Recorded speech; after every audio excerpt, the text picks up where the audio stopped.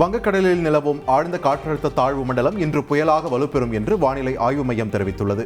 இலங்கையின் திரிகோணமலையில் இருந்து 100 கிலோமீட்டர் கிழக்கு தென்கிழக்கிலும், நாகையில் இருந்து 320 கிலோமீட்டர் தென்கிழக்கிலும், சென்னையில் இருந்து 410 கிலோமீட்டர் தெற்கு தென்கிழக்கிலும் நிலை கொண்டுள்ளதாக தெரிவிக்கப்பட்டுள்ளது. இது புயலாக மாறி வடக்கு வடமேற்கு திசையில் நகரும் என்றும் 30ஆம் தேதி காலையில் காரைக்கால் மாமல்லபுரம் இடையே ஆழ்ந்த காற்றழுத்தமாக கரையை கடக்கும் என்றும் கூறப்பட்டுள்ளது. அப்போது 70 கிலோமீட்டர் வேகத்தில் சூறைக்காற்று வீசும் என்றும் தெரிவிக்கப்பட்டுள்ளது.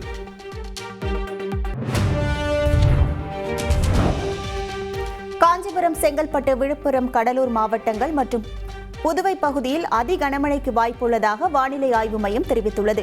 சென்னை, திருவள்ளூர், ராணிப்பேட்டை, திருவண்ணாமலை, கள்ளக்குறிச்சி, பெரம்பலூர், அரியலூர், புதுக்கோட்டை, தஞ்சை, திருவாரூர், நாகை, மயிலாடுதுறை மற்றும் காரைக்கால் ஆகிய 13 மாவட்டங்களில் கனமழைக்கு வாய்ப்பு இருப்பதாக கூறப்பட்டுள்ளது.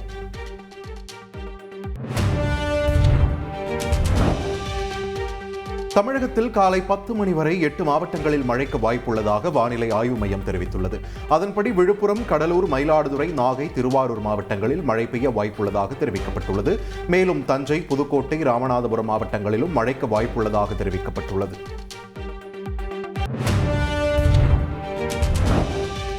கடலூர், மயிலாடுதுறை, திருவாரூர், நாகை, காரைக்கால் உள்ளிட்ட மாவட்டங்களுக்கு விடுக்கப்பட்ட அதி கனமழைக்கான ரெட் அலர்ட் வாபஸ் பெறப்பட்டது.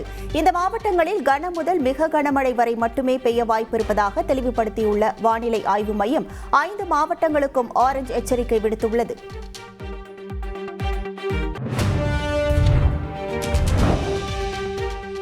கனமழை காரணமாக புதுச்சேரி மற்றும் காரைக்காலில் உள்ள அனைத்து பள்ளி கல்லூரிகளுக்கு இன்று விடுமுறை அறிவிக்கப்பட்டுள்ளது.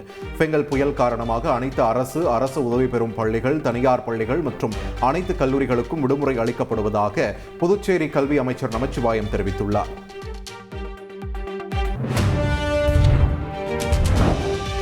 கனமழை காரணமாக இன்று நடைபெற இருந்த இளநிலை மற்றும் முதுநிலை பருவ தேர்வுகள் அனைத்தும் ஒத்திவைக்கப்படுவதாக பாரதிதாசன் பல்கலைக்கழகம் அறிவித்துள்ளது. ஒத்திவைக்கப்பட்ட தேர்வுக்கான மாற்று தேதி பின்னர் அறிவிக்கப்படும் என பல்கலைக்கழகம் தெரிவித்துள்ளது.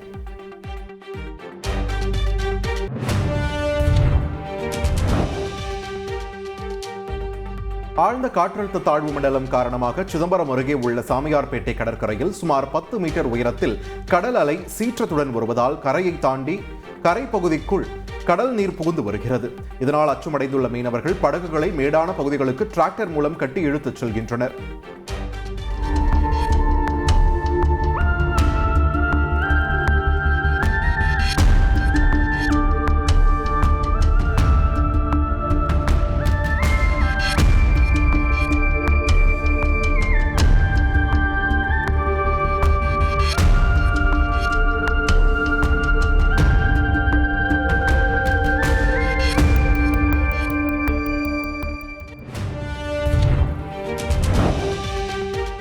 நாகை மாவட்டம் கோடியக்கரையில் கடல் கொந்தளிப்பு காரணமாக கடல் நீர் ஊருக்குள் புகுந்தது.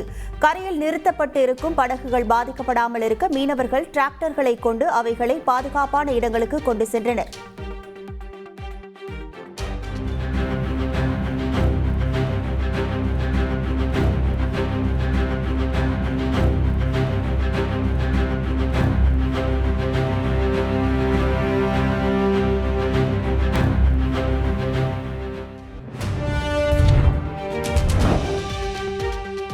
ராமநாதபுரத்தில் பெய்து வரும் தொடர் மழையின் காரணமாக ராமநாதபுரத்தை அடுத்த காரான், கும்பரம், மீனாட்சி வலசை, இரட்டையூரணி உள்ளிட்ட பல்வேறு பகுதிகளில் பயிரிடப்பட்ட நெற்பயிர்கள் இடுப்பளவு மழை நீரில் மூழ்கி அழுகும் நிலைக்கு தள்ளப்பட்டுள்ளன. நூற்றுக்கணக்கான ஏக்கர்களில் பயிரிடப்பட்ட நெற்பயிர்கள் மழைநீரில் மூழ்கி போனால் விவசாயிகள் கடும் நஷ்டத்திற்கு ஆளாகக்கூடிய சூழல் ஏற்பட்டுள்ளது.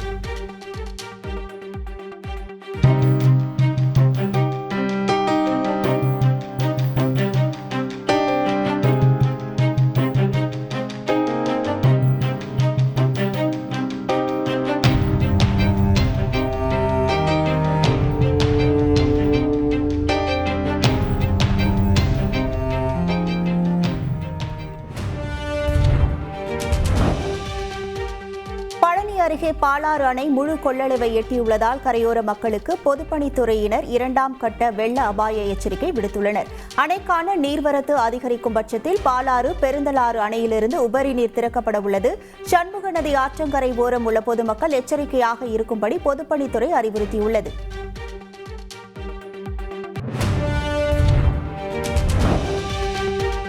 இலங்கை கிளிநொச்சி மாவட்டத்தில் பலத்த காற்றுடன் மழை பெய்ததால் குடியிருப்பு பகுதிகள் வெள்ளக்காடாக காட்சியளிக்கின்றன. சிவபுரம் பகுதியில் குடியிருப்புகளில் வெள்ளம் புகுந்ததால் மக்கள் பாதுகாப்பான இடங்களுக்கு சென்றனர். வடக்கின் மிகப்பெரிய நீர்ப்பாசன குளமான இரணைமடு குளத்தின் 14 கதவுகளும் திறக்கப்பட்டுள்ளன. இதனால் வெள்ள நீர் வெளியேறி குடியிருப்புகள் விவசாய நிலங்களில் புகுந்துள்ளது.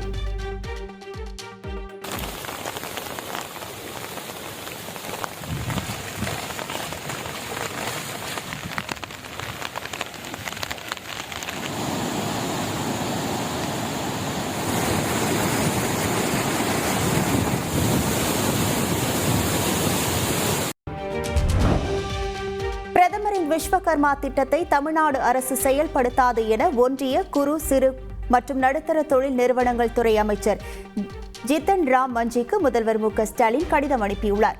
சமூக நீதி அடிப்படையில் கைவினைஞர்களுக்கு அதிகாரம் தரும் வகையில் தமிழ்நாட்டுக்கு என விரிவான திட்டம் உருவாக்க முடிவு செய்யப்பட்டுள்ளதாக அதில் கூறியுள்ளார். தமிழ்நாடு அரசு செயல்படுத்தும் திட்டம் சாதி, குடும்ப தொழில் வேறுபாடின்றி மாநிலத்தில் உள்ள அனைத்து கைவினைஞர்களுக்கும் முழு ஆதரவு அளிக்கும் எனவும் முதலமைச்சர் தெரிவித்துள்ளார். விஸ்வகர்மா திட்டத்தில் அரசியல் விளையாட்டு வேண்டாம் என்று பாஜக எம்எல்ஏ வானதி ஸ்ரீனிவாசன் வலியுறுத்தியுள்ளார்.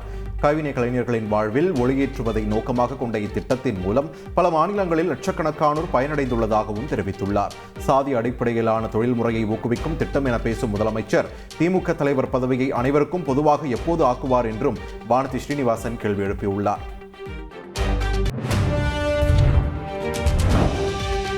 காங்கிரஸ் மூத்த தலைவரும் ஈரோடு கிழக்கு தொகுதி எம்எல்ஏவுமான EVKS இளங்கோவன் உடல்நலக்குறைவு காரணமாக சென்னை மியாட் மருத்துவமனையில் அனுமதிக்கப்பட்டுள்ளார். நுரையீரல் சளி காரணமாக ஏற்பட்ட மூச்சு திணறலால் கடந்த 10 நாட்களாக மியாட் மருத்துவமனையில் அவர் தீவிர சிகிச்சை பிரிவில் சிகிச்சை பெற்று வருகிறார். அவரை இன்று முதலமைச்சர் மு.க.ஸ்டாலின் சந்திக்க இருப்பதாக தகவல் வெளியாகியுள்ளது.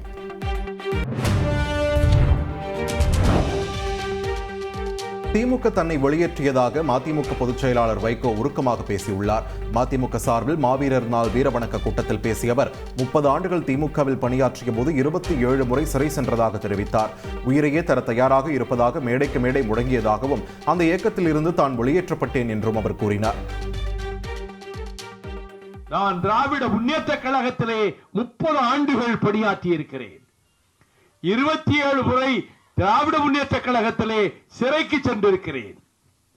திராவிட முன்னேற்ற கழகத்தினுடைய தலைவருக்கு உயிருக்கு உயிரான மெய்காப்பாளனாக இருந்திருக்கிறேன். நான் திராவிட முன்னேற்ற கழகத்திலிருந்து வெளியேற்றப்பட்டதற்கு பிறகு ஒரு 30 ஆண்டுகள் கடந்து விட்டன.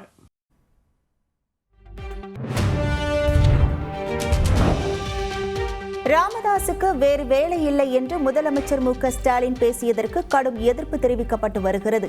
இதுகுறித்த கேள்விக்கு முதல்வர் பொறுப்பில் இருப்பவரை இவரை போய் நான் சந்திப்பதா என்று ராமதாஸ் பேசியது சரியா என திருச்சி சிவா MP பதில் கேள்வியை எழுப்பினார். டெல்லியில் பேசிய அவர் ராமதாஸ் மீது முதலமைச்சர் வைத்தது ஒரு கருத்து மட்டுமே என கூறினார்.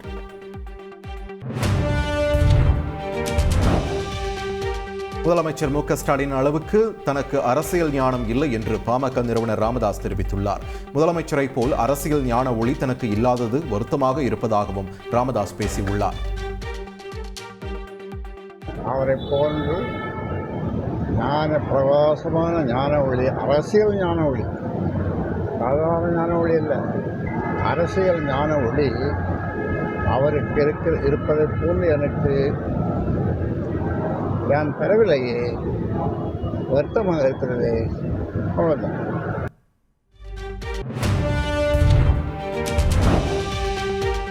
ஜார்க்கண்ட் மாநில முதலமைச்சராக ஹேமந்த் சோரன் இன்று முறைப்படி பதவியேற்கிறார். இன்று மாலை 4 மணிக்கு மொரபாதி மைதானத்தில் பதவியேற்பு விழா நடைபெறவுள்ளது. அவருக்கு ஆளுநர் சந்தோஷ்குமார் கங்குவார் பதவி பிரமாணம் செய்து வைக்கிறார். இந்த விழாவில் காங்கிரஸ் தலைவர் மல்லிகார்ஜுன கார்கே, மக்களவை எதிர்க்கட்சித் தலைவர் ராகுல் காந்தி, மகாராஷ்டிரா முன்னாள் முதல்வர் சரத் பவார், மேற்குவங்க முதல்வர் மம்தா பானர்ஜி, ஆம் ஆத்மி தலைவர் கெஜ்ரிவால், சிவசேனா தலைவர் உத்தவ் தாக்கரே, அகிலேஷ் யாதவ், கர்நாடகா துணை முதல்வர் DK சிவகுமார், பீகார் எதிர்க்கட்சித் தலைவர் தேஜஸ்வி ஆகியோர் பங்கேற்கிறார்கள்.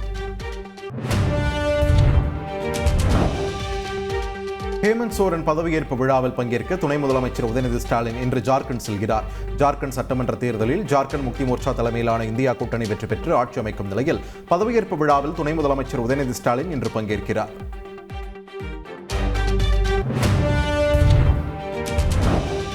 மகாராஷ்டிரா முதல்வர் யார் என்பதில் பிரதமர் மோடியின் முடிவை ஏற்பேன் என்று ஏக்நாத் ஷிண்டே கூறியுள்ளார். மும்பையில் செய்தியாளர்களிடம் பேசிய காவந்து முதல்வர் ஏக்நாத் ஷிண்டே, மகாராஷ்டிராவில் ஆட்சி அமைப்பதில் என்னால் எந்த சிக்கலும் வராது என பிரதமர் மோடியிடம் கூறியிருப்பதாக தெரிவித்தார். ஆட்சி அமைப்பது தொடர்பாக பாஜக தலைமை என்ன முடிவு செய்கிறதோ அதனை ஏற்பேன் என்று ஷிண்டே தெரிவித்தார். இதனால் மகாராஷ்டிரா முதல்வரை தேர்வு செய்வதில் பாஜகவுக்கான பாதை கிளியராகிவிட்டதாகவே சொல்லப்படுகிறது.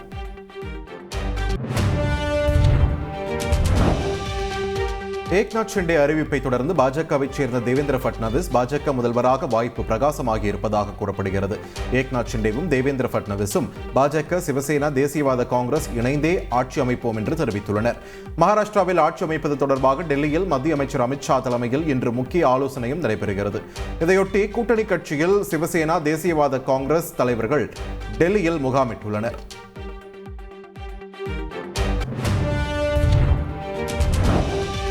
வயநாடு நாடாளுமன்ற இடைத்தேர்தலில் போட்டியிட்ட பிரியங்கா 4 லட்சத்திற்கும் அதிகமான வாக்குகள் வித்தியாசத்தில் வென்றார்.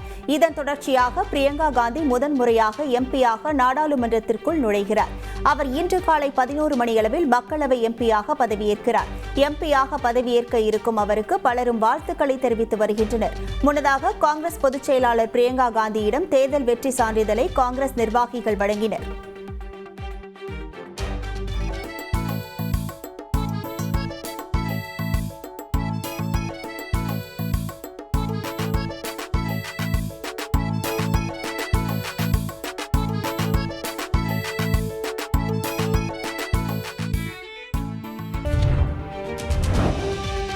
அதானி விவகாரத்தை முன்னிறுத்தி எதிர்க்கட்சிகள் தொடர் அமளியில் ஈடுபட்டதால் நாடாளுமன்ற குளிர்கால கூட்டத்தொடரின் 2ஆம் நாள் அமர்வும் முழுமையாக முடங்கியது. தொழிலதிபர் அதானி விவகாரம், உத்தரப்பிரதேச வன்முறை உள்ளிட்ட பிரச்சினைகள் குறித்து விவாதிக்க கோரி எதிர்க்கட்சி உறுப்பினர்கள் கடும் அமளியில் ஈடுபட்டனர். அதானி விவகாரம் குறித்து நாடாளுமன்ற கூட்டுக்குழு விசாரணைக்கு உத்தரவிட வேண்டும் என அவர்கள் வலியுறுத்தினர்.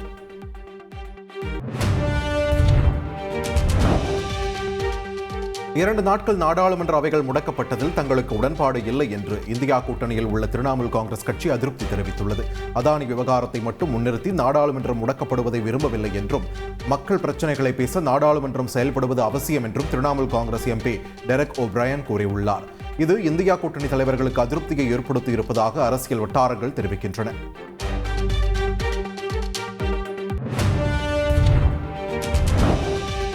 நீலகிரி மாவட்டம் வெலிங்டன் ராணுவ பயிற்சி கல்லூரியின் முன்பு அமைந்துள்ள போர் நினைவு தூணில் குடியரசுத் தலைவர் திரௌபதி முர்மு இன்று மரியாதை செலுத்துகிறார். தொடர்ந்து ராணுவ அதிகாரிகள் பயிற்சி பெறும் கல்லூரியில் நடைபெறும் நிகழ்ச்சியில் சிறப்புரையாற்றும் நிலையில் அங்கு பாதுகாப்பு பலப்படுத்தப்பட்டுள்ளது.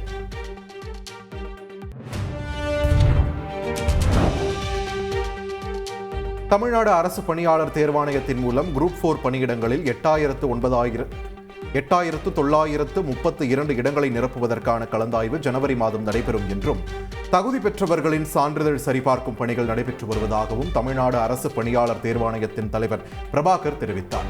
தேர்வு முடிவுகள் வெளியானதை அடுத்து சான்றிதழ் சரிபார்ப்புக்கு தேர்வு செய்யப்படுவோரின் பட்டியல் தேர்வாணைய இணையதளத்தில் வெளியிடப்பட்டு தற்போது சான்றிதழ்கள் சரிபார்க்கும் பணிகள் நடைபெற்று வருகின்றன. அந்த பணிகள் முடிந்த பின்னர் வரும் ஜனவரி மாதம் கலந்தாய்வு நடைபெறவுள்ளது.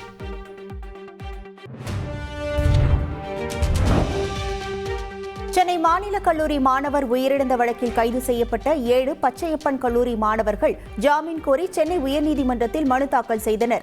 வழக்கு விசாரணையின் போது சென்னையில் அடிதடியில் ஈடுபட்டதாக கடந்த 10 ஆண்டுகளில் கல்லூரி மாணவர்கள் மீது 231 வழக்குகள் பதிவு செய்யப்பட்டுள்ளதாக காவல்துறை சார்பில் தெரிவிக்கப்பட்டது. உயர்கல்வித்துறை செயலாளர் சார்பில் ஆஜரான வழக்கறிஞர், மோதல் சம்பவங்களை தடுக்க மாநில கல்லூரி, பச்சையப்பன் கல்லூரியின் முதல்வர்கள் சந்திப்புக்கு ஏற்பாடு செய்யப்பட்டுள்ளதாக கூறினார். இதனை பதிவு செய்து கொண்ட நீதிபதிகள் ஜாமீன் மனு மீதான உத்தரவை தேதி குறிப்பிடாமல் தள்ளி வைத்தனர்.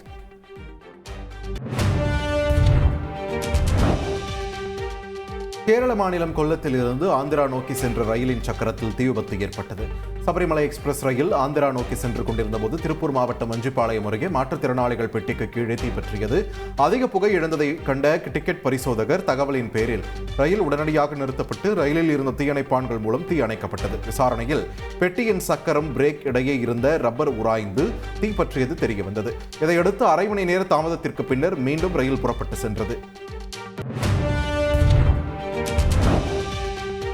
திருவள்ளூர் மாவட்டம் காட்டுப்பாக்கம் பூந்தமல்லி இடையே உள்ள 4 வழி சாலையில் 30 அடிக்கும் மேல் ராட்சத தூண்கள் அமைக்கப்பட்டுள்ளது. அதில் பாதி அளவில் தூண்களுக்கான கம்பிகள் கட்டப்பட்டு அப்படியே விடப்பட்டுள்ளது. கம்பிகள் துருப்பிடித்து கீழே விடும் நிலையில் உள்ளதால் வாகன ஓட்டிகள் அச்சமடைந்துள்ளனர். உடனடியாக இதற்கு தீர்வு காணும்படி வாகன ஓட்டிகள் கோரிக்கை வைத்துள்ளனர்.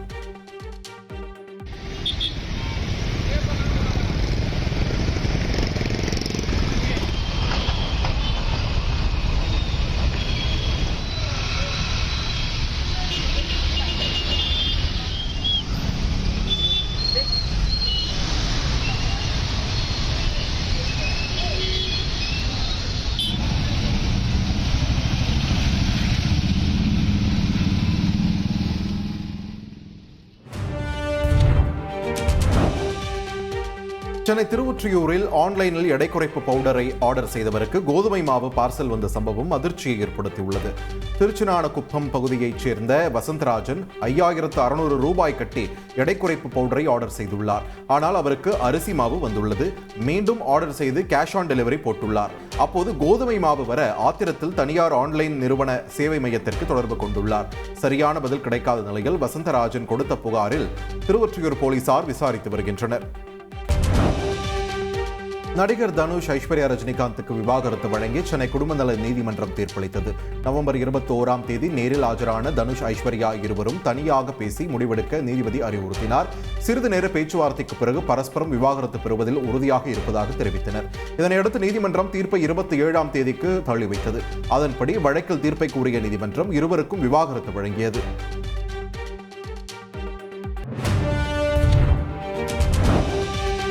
விவாகரத்து வழக்கில் நடிகர் ஜெயம் ரவியும் அவருடைய மனைவி ஆர்த்தியும் சமரச தீர்வு மையத்தில் நேரில் ஆஜராகி பேச்சுவார்த்தை நடத்தினர். சென்னை 3வது குடும்ப நல நீதிமன்ற நீதிபதி தேன்மொழி உத்தரவின்படி இருவரும் நேரில் ஆஜராகி இருந்தனர். இருவரிடமும் சுமார் 1 மணி நேரத்திற்கும் மேலாக பேச்சுவார்த்தை நடத்திய மத்தியஸ்தர் விசாரணையை டிசம்பர் 7ஆம் தேதிக்கு தள்ளி வைத்தார்.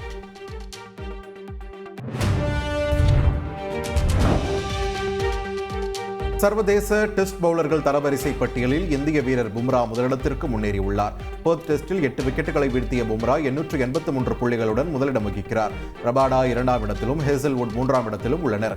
டெஸ்ட் பேட்டர்கள் தரவரிசை பட்டியலில் இந்திய தொடக்க வீரர் ஜெய்ஸ்வால் 2ஆம் இடத்திற்கு முன்னேறியுள்ளார். இங்கிலாந்து வீரர் ஜோ ரூட் முதலிடத்திலும் நியூசிலாந்து வீரர் கேன் வில்லியம்சன் 3ஆம் இடத்திலும் உள்ளனர். செங்கல்பட்டு மாவட்டம் நெம்மேலி குப்பத்தில் ஏற்படும் கடல் அரிப்பை தடுக்க தற்காலிக நடவடிக்கை மேற்கொள்ளப்பட்டு வருகிறது. நெம்மேலி குப்பம் கடற்கரையில் வெங்கட்டம்மன் கோவில் உள்ளது. கடல் அரிப்பு காரணமாக இந்த கோவிலின் 2 பகுதி இடிந்து விழுந்துள்ளது. கோவிலின் எஞ்சியுள்ள பகுதிகளை பாதுகாக்க நெம்மேலியில் இயங்கி வரும் கடல் நீரை குடிநீராக்கும் ஆலை முன்வந்துள்ளது.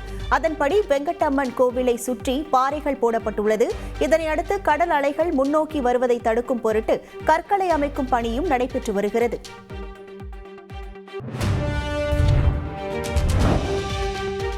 தஞ்சாவூர் மாவட்டம் பாபநாசம் தாலுகாவை சுற்றிய பகுதிகளில் தொடர் கனமழை பெய்து வருகிறது. இந்த நிலையில் அன்னப்பன்பேட்டை மேலமணவர்த்தி தெருவில் வசித்து வரும் கமலா என்பவரின் வீட்டின் சுவர் இடிந்து விழுந்து சேதமடைந்துள்ளது. கணவனை இழந்து தனியாக வசித்து வரும் கமலா சேதமடைந்து தனது வீட்டை ஆய்வு செய்து புதிய வீடு கட்டித்தரும்படி அரசுக்கு கோரிக்கை வைத்துள்ளார்.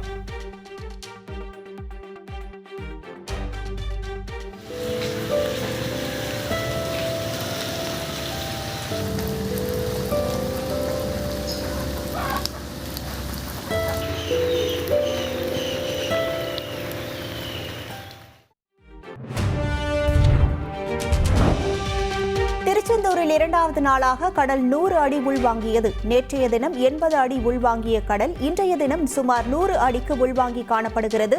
நாடிக்கிணறு பகுதியிலிருந்து ஐயாக்கோவில் வரை 500 மீட்டர் தூரத்திற்கு பச்சை படிந்த பாறைகள் வெளியே தெரிகிறது. அதன் மேல் நின்றபடி ஆபத்தை உணராமல் ஐயப்ப பக்தர்கள் செல்ஃபி எடுத்து வருகின்றனர்.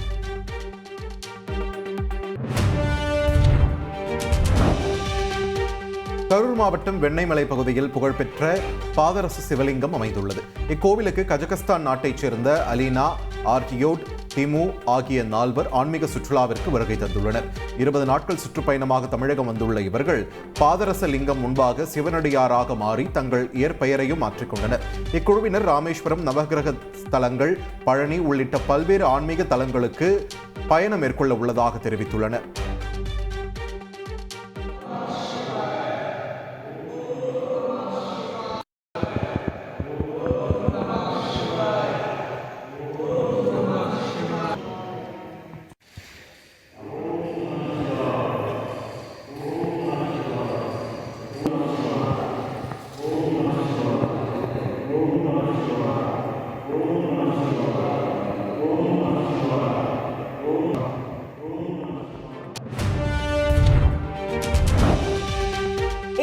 லெபனான் இடையிலான போர் நிறுத்தம் அறிவிக்கப்பட்டதை இந்தியா வரவேற்றுள்ளது. போர் பதற்றத்தை தணித்து பேச்சுவார்த்தையை மேற்கொள்ளவே இந்தியா வலியுறுத்தி வந்ததாகவும், இப்போதைய நகர்வுகள் பிராந்தியத்தில் அமைதி மற்றும் ஸ்திரத்தன்மைக்கு வழிவகுக்கும் என நம்புவதாகவும் வெளியுறவுத்துறை அமைச்சகம் தெரிவித்துள்ளது.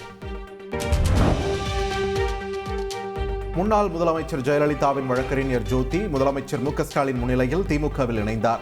இவர் திமுக தொடர்ந்த டான்சி வழக்கில் ஜெயலலிதாவுக்கு ஆதரவாக வாதாடியுள்ளார். கடந்த 2020ஆம் ஆண்டு ஜெயலலிதா சொத்து குவிப்பு வழக்கு தொடர்பாக விவாதிக்க தயாரா என்று திமுக எம்பி ஆர் ராசா முன்னாள் முதலமைச்சர் எடப்பாடி பழனிசாமிக்கு சவால் விட்டார்.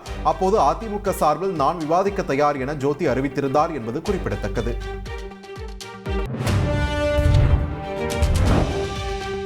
செங்கல்பட்டு மாவட்டம் திருப்போரூர் அருகே கார் மோதி ஆடு மேய்த்துக் கொண்டிருந்த 5 பெண்கள் உயிரிழந்த சம்பவத்தில் காரில் வந்த 2 இளைஞர்களை போலீசார் கைது செய்துள்ளனர்.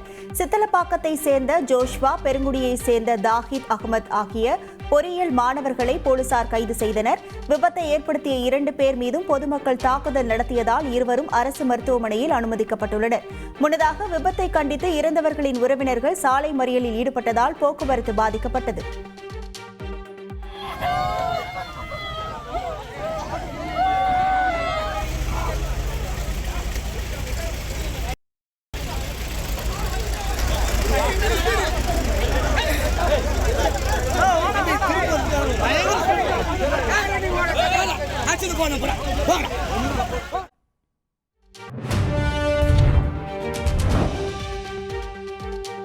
தேனி மாவட்டம் ஆண்டிப்பட்டி தாலுகா கடமலைக்குண்டு, மயிலாடும்பாறை, வருசநாடு உள்ளிட்ட மலை கிராமங்களில் உள்ள சாலைகளில் 20க்கும் மேற்பட்ட பழங்கால கார்களில் வெளிநாட்டினர் சுற்றுலா வந்தனர். தங்கள் நாட்டில் இருந்து கப்பல் மூலம் பழமையான கார்களை இந்தியாவிற்கு கொண்டு வந்துள்ளனர். பழமையான காரில் உலா வரும் வெளிநாட்டினரை மக்கள் ஆச்சரியத்துடன் பார்த்தனர்.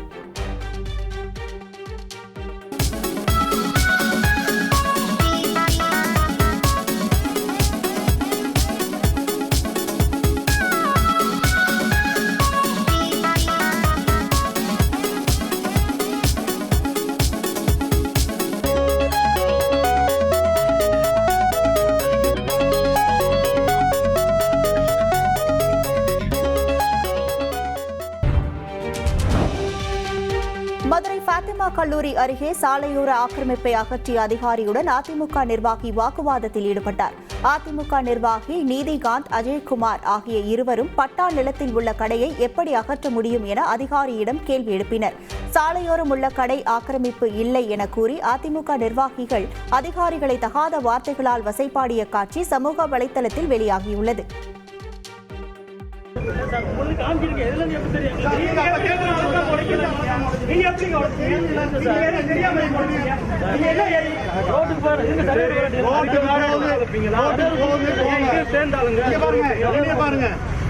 இருக்கிற பட்டா ஏதோ அதை தானே செய்யணும். அப்படி இல்ல சார், பட்டா இல்ல எங்களுக்கு அவங்க ஏற்கனவே எப்படி அவங்க நீங்க காட்ட.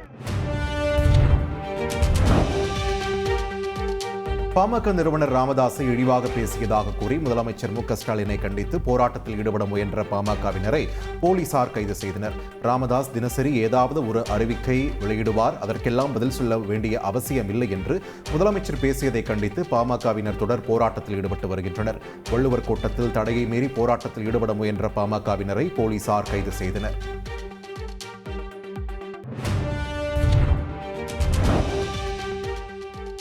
கிருஷ்ணகிரி மாவட்டம் போச்சம்பள்ளி அருகே பெட்ரோல் பங்க் ஊழியரிடம் செல்போன் பறிக்க முயன்ற சம்பவம் பரபரப்பை ஏற்படுத்தியுள்ளது. இரவில் மினி சரக்கு வேனில் பெட்ரோல் போட வந்த நபர் பார்கோடில் ஸ்கேன் செய்துவிட்டு பங்க் ஊழியரிடமிருந்து செல்போனை பறித்து சென்று வாகனத்தில் ஏறினார். இதனால் ஆத்திரமடைந்த பங்க் ஊழியர் இரும்பு கம்பியை கொண்டு வாகனத்தின் முன்பக்க கண்ணாடியை உடைக்க முயன்றார். அச்சமடைந்த வாகன ஓட்டுநர் செல்போனை மீண்டும் கொடுத்துவிட்டு தப்பி சென்றார். இது தொடர்பான சிசிடிவி காட்சிகள் தற்போது வைரலாகி வருகிறது.